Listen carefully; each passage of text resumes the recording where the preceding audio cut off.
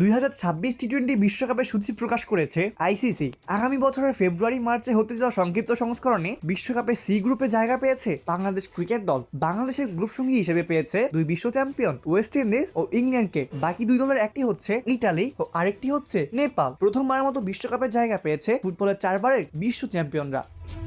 টুর্নামেন্টের প্রথম দিনেই মাঠে নামবে বাংলাদেশ। 7 ফেব্রুয়ারি লিটনদের প্রতিপক্ষ ওয়েস্ট ইন্ডিজ, 9 ও 14 ফেব্রুয়ারি দুই প্রতিপক্ষ হচ্ছে ইতালি ও ইংল্যান্ড। তিনটি ম্যাচই কলকাতার ইডেন গার্ডেন্সে হবে। শেষ ম্যাচটি হবে মুম্বাইয়ের ওয়াংখেড়াতে।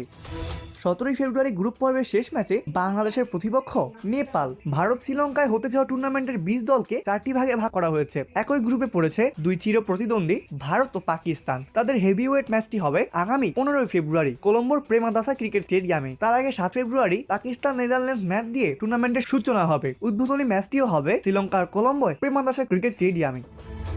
একই দিনে সন্ধ্যায় যুক্তরাষ্ট্রের বিপক্ষে মুম্বাই নিজেদের প্রথম ম্যাচ খেলবে বর্তমান চ্যাম্পিয়ন ভারত। এই গ্রুপের দল ভারত, পাকিস্তান, নেদারল্যান্ডস, নামিবিয়া ও যুক্তরাষ্ট্র। ভি গ্রুপের দল শ্রীলঙ্কা, অস্ট্রেলিয়া, আয়ারল্যান্ড, ওমান ও জিম্বাবুয়ে। সি গ্রুপের দল Bangladesh, England, West Indies, Nepal ও ইতালি।